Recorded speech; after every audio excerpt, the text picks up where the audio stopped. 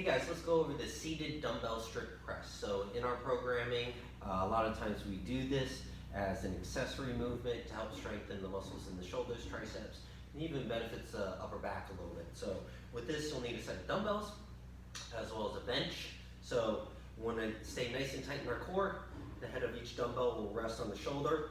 And then from here, keeping our core nice and tight, pressing the dumbbell straight up overhead until the arms are fully locked out. What we want to try to avoid during the seated dumbbell strict press is hyperextension or overextension in the lower back, keeping the core down nice and tight and braced.